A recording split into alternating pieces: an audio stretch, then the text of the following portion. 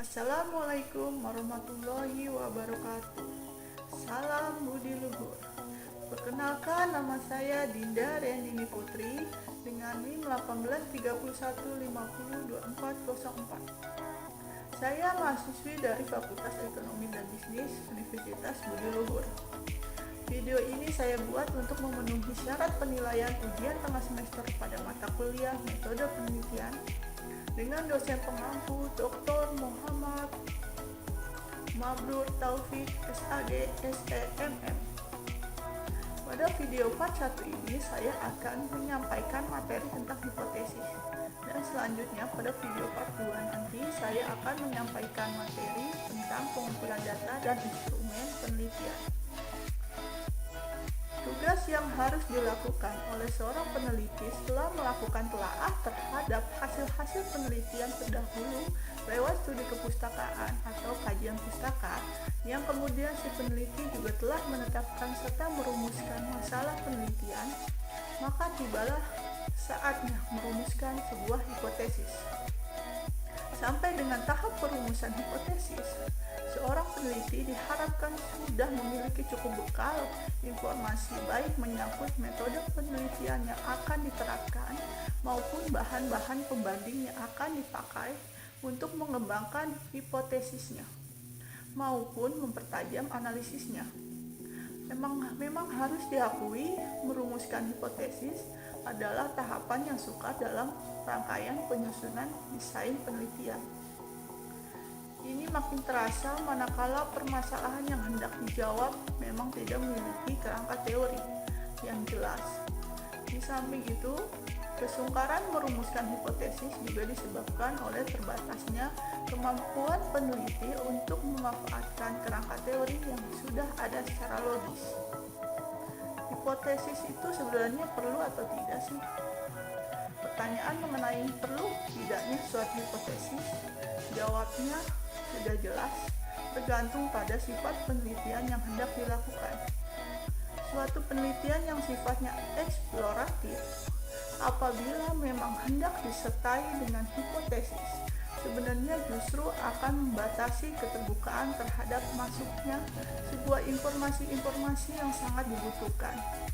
Bukankah sifat penelitian eksploratif sebenarnya memang hendak mengumpulkan sebanyak mungkin informasi yang dapat digali berkaitan dengan permasalahan yang diteliti? Penelitian eksploratif memang bersifat pendahuluan sebelum penelitian yang terperinci dan mendalam dilaksanakan. Sementara penelitian yang bersifat deskriptif, yang tidak hanya sekedar bermaksud mengumpulkan sebanyak mungkin informasi, sudah membutuhkan adanya suatu hipotesis tertentu. Kehadiran hipotesis menjadi sangat perlu ketika tujuan penelitian itu sudah mengarah pada eksplanatif.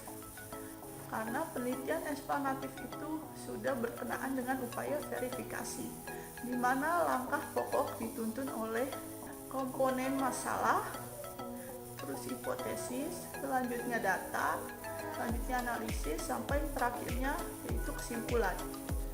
Komponen-komponen tersebut dijalin oleh suatu kerangka teori. Definisi hipotesis.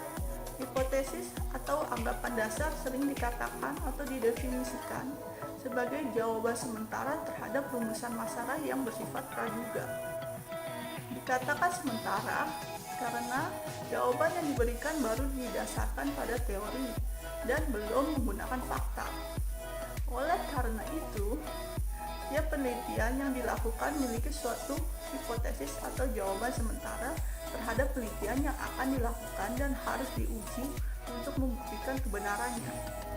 Hipotesis ini akan menjadi teruji apabila semua gejala yang timbul tidak bertentangan dengan hipotesis yang telah dibuat. Di dalam hipotesis terdapat 3 macam. Yang pertama itu ada hipotesis deskriptif. Hipotesis deskriptif dapat didefinisikan sebagai dugaan atau jawaban sementara terhadap masalah deskriptif yang berhubungan dengan variabel tunggal atau mandiri. Sebagai contohnya, ada seorang peneliti yang ingin mengetahui apakah bakso di restoran bakso Idola Malang itu mengandung boraks atau tidak. Maka peneliti tersebut dapat membuat rumusan masalah seperti apakah bakso di restoran bakso Idola Malang mengandung boraks. Nah, dalam penelitian ini, variabel yang digunakan adalah variabel tunggal, yakni bakso di restoran bakso Idola Malang. Maka hipotesisnya ada dua pilihan yang dibuat oleh peneliti tersebut, yakni yang pertama itu H0-nya bakso di restoran bakso Idola Malang mengandung boraks, dan yang kedua H1-nya bakso di restoran bakso Idola Malang tidak mengandung boraks. Nah, hipotesis yang kedua yaitu hipotesis komparatif. Hipotesis komparatif itu dapat didefinisikan sebagai dugaan atau jawaban sementara terhadap rumusan masalah yang mempertanyakan perbandingan antara dua variabel penelitian. Sebagai contohnya yaitu apabila ada seorang peneliti hendak mengetahui bahwa sikap loyal antara pendukung klub sepak bola Manchester United jika dibandingkan dengan sikap loyal pendukung klub sepak bola Chelsea. Apakah pendukung memiliki tingkat loyalitas yang sama ataukah berbeda? Maka peneliti dapat membuat rumusan masalahnya seperti apakah pendukung klub sepak bola Manchester United dan Chelsea memiliki tingkat loyalitas yang sama. Nah, dalam penilaian ini variabel yang digunakan adalah variabel jamak. Variabel pertamanya adalah loyalitas klub sepak bola Manchester United, sedangkan variabel keduanya adalah loyalitas klub sepak bola Chelsea. Karena rumusan masalahnya mempertanyakan perihal perbandingan antara dua variabel, maka hipotesis yang digunakan ada dua pilihan yang dapat dibuat oleh peneliti, yaitu yang pertama H0-nya pendukung klub Manchester United memiliki tingkat loyalitas yang sama dengan pendukung klub Chelsea. Yang kedua ada H1-nya pendukung klub Manchester United memiliki tingkat loyalitas yang berbeda dengan pendukung klub Chelsea. Nah, macam-macam hipotesis yang ketiga yaitu hipotesis asosiatif. Hipotesis asosiatif dapat didefinisikan sebagai dugaan atau jawaban sementara terhadap rumusan masalah yang mempertanyakan hubungan antara dua variabel penelitian. Sebagai contohnya, ada seorang peneliti yang ingin mengetahui apakah sinetron yang berjudul Anak Jalanan mempengaruhi gaya remaja laki-laki dalam mengendari motor. Maka peneliti tersebut dapat membuat rumusan masalahnya seperti apakah sinetron yang berjudul Anak Jalanan mempengaruhi gaya remaja laki-laki dalam mengendarai motor. Dalam penelitian ini, variabel yang digunakan adalah variabel jamak. Variabel pertama adalah sinetron yang berjudul Anak Jalanan, sedangkan variabel kedua adalah gaya remaja laki-laki dalam mengendarai motor. Ada dua pilihan hipotesis yang dapat dibuat oleh peneliti tersebut, yaitu yang pertama H0-nya sinetron berjudul Anak Jalanan mempengaruhi gaya remaja laki-laki dalam mengendarai motor, dan yang kedua H1-nya yaitu sinetron yang berjudul Anak Jalanan tidak mempengaruhi gaya remaja laki-laki dalam mengendarai motor. Selanjutnya ada ciri-ciri hipotesis. Yang pertama itu, hipotesis diturunkan dari kerangka pemikiran yang memuat teori-teori, dalil-dalil, hukum-hukum, dan penemuan-penemuan terdahulu. Yang kedua, hipotesis harus mengekspresikan satu fenomena atau mengekspresikan hubungan antara dua variabel atau lebih. Yang ketiga, hipotesis dinyatakan dalam kalimat deklaratif atau pernyataan. Yang keempat, hipotesis hendaknya dirumuskan dengan jelas, padat, dan spesifik. Yang kelima, hipotesis hendaknya dapat diuji. Selanjutnya ada fungsi hipotesis, yaitu satu, memberikan batasan dalam rumusan masalah penelitian. Karena batasan-batasan dalam rumusan masalah penelitian sangatlah sering terjadi, hal ini lantaran banyaknya masalah yang akan mempengaruhi tingkat kesulitan yang akan terjadi. Dengan hal ini, maka dalam penelitian disusunlah hipotesis yang tujuannya ialah untuk memberikan batasan mana saja yang perlu dilakukan pembahasan. Yang kedua ada mempersempit jangkauan penelitian. Jangkauan penelitian akan bisa diatasi dengan hipotesis. Sebagai solusi, pembuatan hipotesis memberikan pedoman sementara bagi penulisan karya ilmiah. Dengan adanya hipotesis juga secara langsung dapat menyimpulkan keberhasilan penelitian ataupun tidak. Yang ketiga ada mengkorelasi hubungan antar fakta. Fungsi mengkorelasi hubungan antar fakta akan lebih memudahkan pembaca dalam memahami antar variabel penelitian yang dilakukan. Sebagai contohnya dalam pembentukan hipotesis, ialah dapat menyiapkan peneliti pada kondisi fakta-fakta sosial dan hubungan sosial yang berkaitan dengan keduanya. Yang keempat ada memfokuskan fakta. Dilakukan atau tidak pembuatan hipotesis dalam penelitian bisa dilakukan sebagai alat yang sederhana dalam memfokuskan fakta penelitian.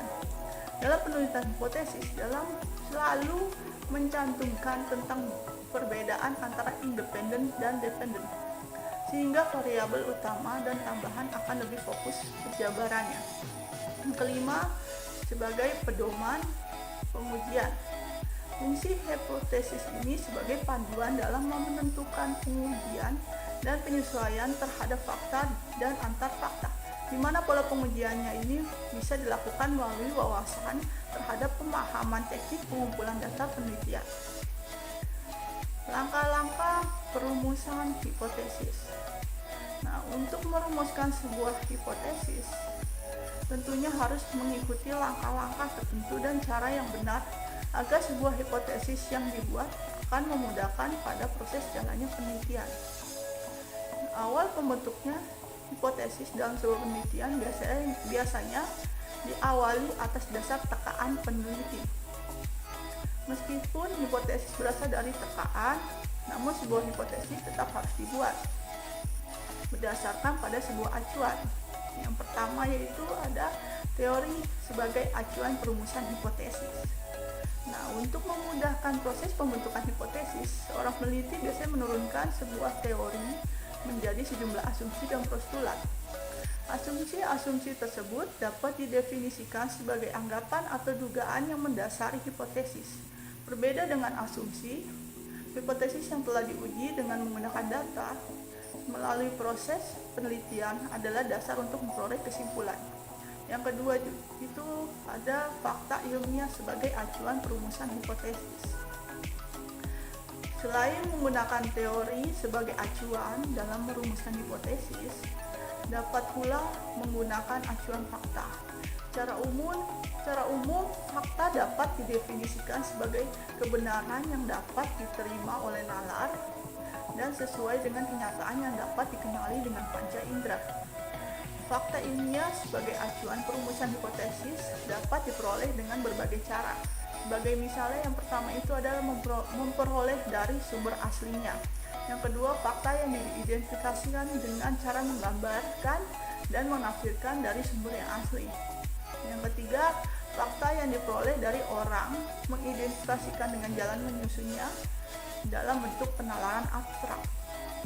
Selain teori dan fakta ilmiah, hipotesis dapat pula dirumuskan berdasarkan beberapa sumber lain, yakni satu, kebudayaan di mana ilmu atau teori yang relevan dibentuk. Yang kedua, ilmu yang menghasilkan teori yang relevan. Ketiga, analogi atau kesamaan, dan ada kalanya menggunakan imajinasi yang berdasar pada fenomena. Keempat, reaksi individu terhadap sesuatu dan pengalaman.